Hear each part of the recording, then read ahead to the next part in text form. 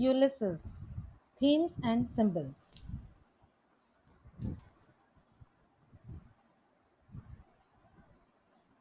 Ulysses is a poem written by Tennyson. The themes in the Ulysses are mortality and aging. From the poem's beginning, Ulysses unhappily confronts his old age and impending death. He responds not by settling down to rest, but by striving to relive his adventurous younger days. While he admits by the poem's end that age has weakened him, he resolves to use whatever is left of his youthful heroism as he sets out on one last journey. For Ulysses, the honorable response to time and mortality is not to calmly accept old age and death, but rather to resist them, to wring every last drop of knowledge and adventure out of life, even if doing so may result in dying sooner. Ulysses begins by reflecting discontentedly on the fact that he is now an old man stuck ruling at home rather than traveling the world. Ulysses finds no joy in being king. It little profits him rather than finding meaning in serving his people. He merely feels idle. He is also less than happy. It seems to be growing old. He speaks of his wife dismissively as aged, and if he dislikes her growing older, he probably dislikes growing older himself. Finally, he is discontented because he cannot rest from travel. Rather than embracing his duties as king, essentially putting away his youthful ambitions, he wishes he was still exploring the world as he did when he was a young man. For Ulysses, settling down isn't restful and restorative, but rather stifling, an unwelcome reminder of his impending mortality.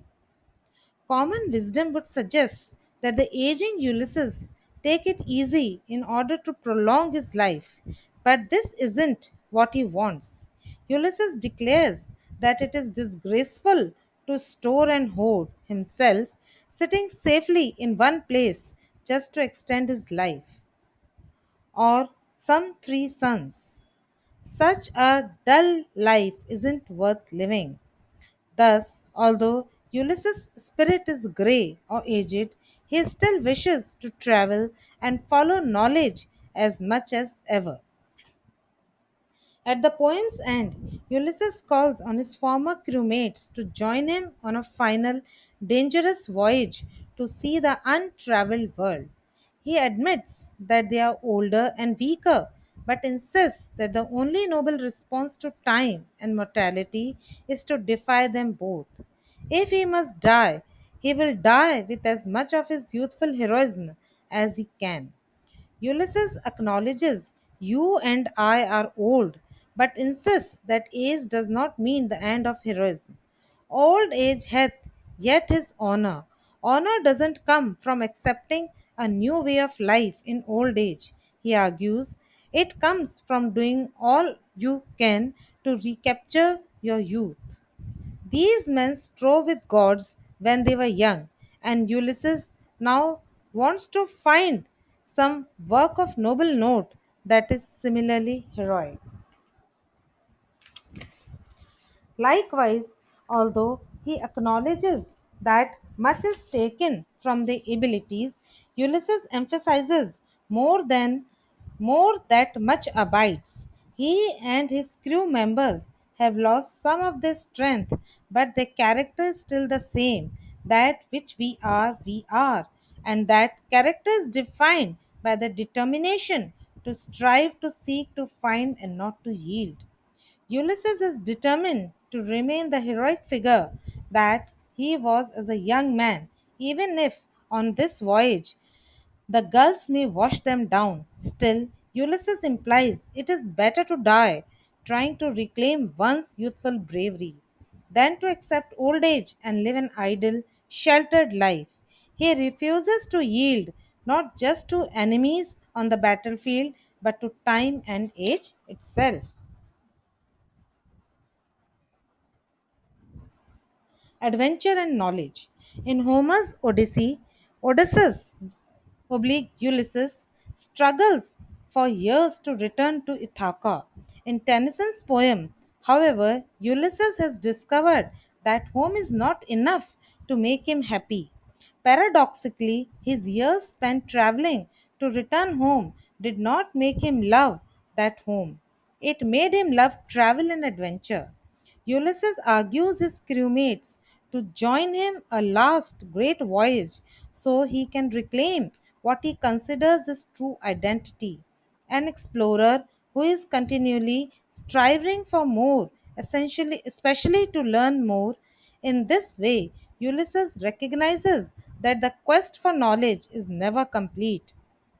In spite of this, or perhaps because of this, it is the quest for new experiences and new knowledge that for Ulysses defines a meaningful life.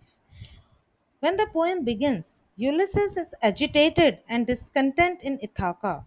He is restless for adventure. Ulysses feels idle even though he rules as a king because this role keeps him trapped by a still hearth. He feels he cannot rest from travel and is also frustrated that his people do not know him. This frustration suggests that in Ulysses' mind, his true identity is an explorer rather than king of Ithaca. Indeed, when he says he has become famous, I am become a name for roaming, he suggests that his entire sense of self does not come from his life on Ithaca, but rather from his travels. Merely being alive, simply breathing, is not enough to make his life meaningful if he has paused and made an end in one place. For Ulysses, the yearning for adventure and exploration can never really be sated because there are seemingly endless things to discover. He realizes that his knowledge of the world, all human knowledge, really touches on just a small piece of all that there is to know. His years spent trying return home only increased his appetite to travel more because each experience he has had reminded him that there are still untraveled worlds to explore. And in particular, Ulysses hopes to learn more from his explorations. His desire is to follow knowledge like a sinking star, beyond the utmost bound of human thought. The point of going where no one else has gone is to understand things no one else has understood. Ulysses urges his crewmates to join him in one final voyage or to unknown lands, reclaiming their identity as explorers who never stop searching. His quest for knowledge can never be completed, but that, he argues, is part of what makes it worth pursuing. Ulysses wants to do some work of noble note, and for him, that means finding some newer world. This newer world may even include the Happy Isles, where the souls of the blessed dead reside. Here, he could truly gain knowledge beyond what living humans know. Ulysses intends to keep searching for newer worlds until he dies. The fact that Ulysses will never complete his quest for knowledge also means he will never again pause and make an end. He will always be on a journey, and that for him is what defines a meaningful life. At the poem's end, Ulysses articulates what he sees as his true identity, a man determined always to strive to seek to find. Only when you have a goal that can never be fully accomplished can you spend the rest of your life striving for it. Seeking newer worlds and new knowledge is that kind of goal, no one that allows Ulysses to be the kind of man he wishes to be.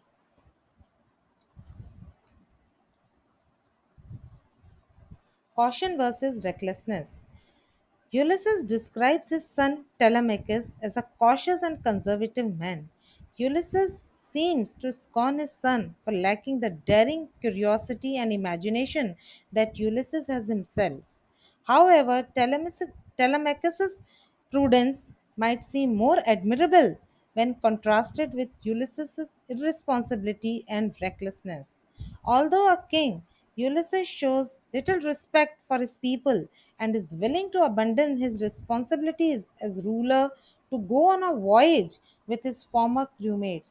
And even for those beloved crewmates, Ulysses does not express much concern.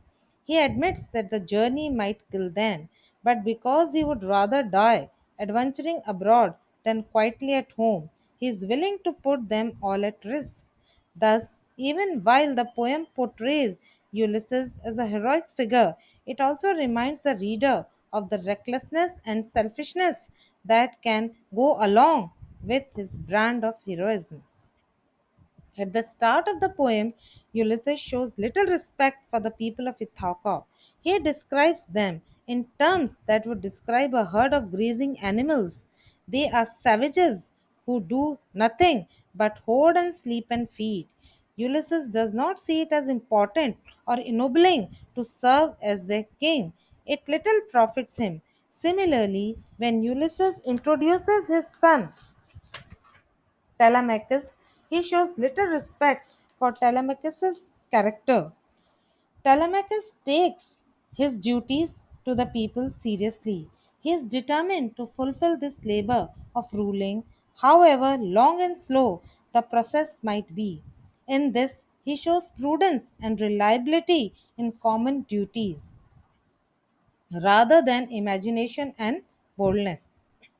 Yet Ulysses does not respect Telemachus very highly for his prudent devotion to duty. His terms of praise are faint. Telemachus is blameless rather than praiseworthy. Rather than succeed, he will not fail. Ulysses does not see Telemachus as carrying on his own legacy, but as taking a different path. He works his work, I mine.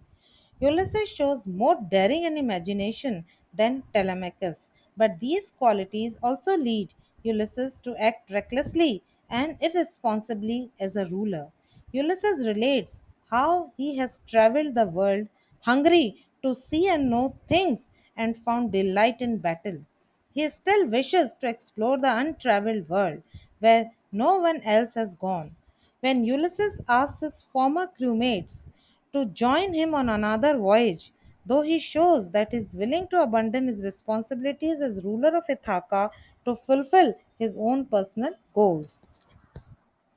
Is also reckless and irresponsible towards his crewmates. He is willing to explore them to the risk of danger and death, risks that become real in Tennyson's source texts.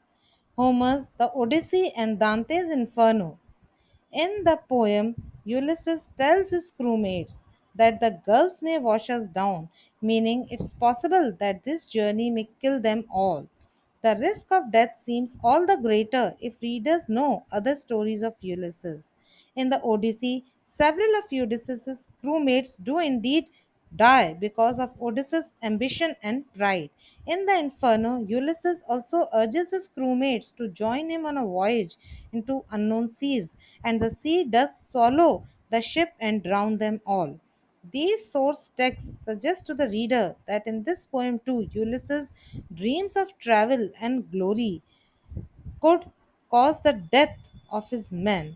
He is not just brave and daring, then he can also be selfish and reckless with others' life.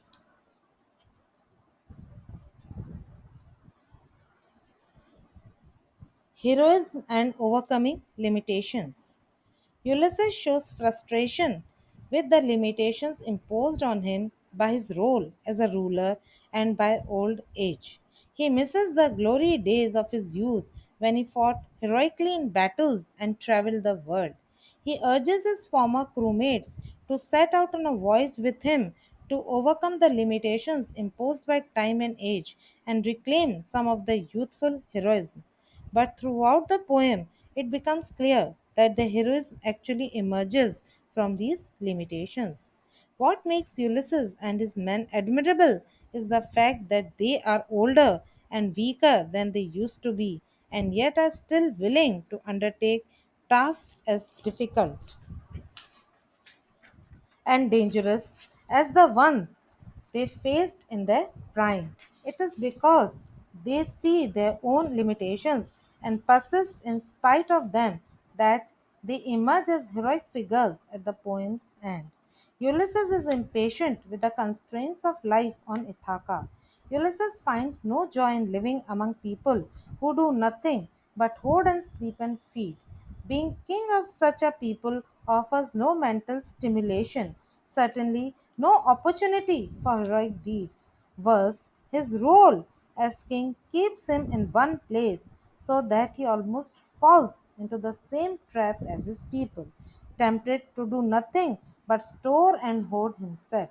Ulysses then reflects on his younger days and how he enjoyed greatly his early days spent traveling and found delight in the heroic deeds of battle. If he can escape Ithaca and go on one more voyage, it will be like reliving the glorious heroism of his youth. As such, Ulysses invites his former crewmates to go on a last voyage with him. He acknowledges that they are older and weaker, but believes that they can still accomplish heroic tasks. In fact, their courage and bravery are due, at least in part, to being are older and weaker, as they continue to strive in spite of these limitations.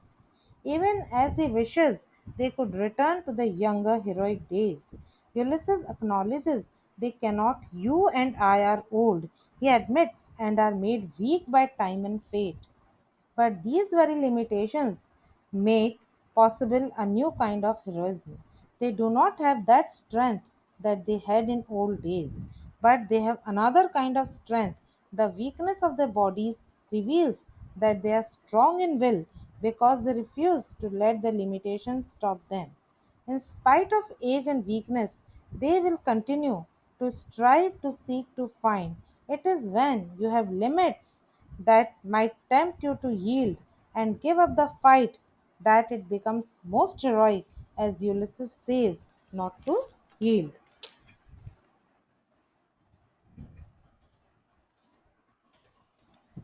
Symbols, stars. In the poem's only simile, Ulysses explains that he wishes to follow knowledge like a sinking star, beyond the utmost bound of human thought. The sinking star could serve as a symbol for Ulysses himself, reflecting both his weaknesses and his strengths. A sinking star refers to a shooting star that appears to fall or sink into the horizon when it crosses the sky. The specific term sinking suggests a process of decline, just as Ulysses himself is growing old and declining from his former strength. But Ulysses insists that even as an old man, a grey spirit, he still wishes to sail beyond the baths of all the western stars. In other words, he wishes to sail past the horizon where the stars appear to fall to explore the untraveled world. The lands he wishes to explore are lands that no other human has ever reached. They are only reached by the stars. The image of the sinking star, then, is an appropriate symbol for Ulysses as an ambitious explorer.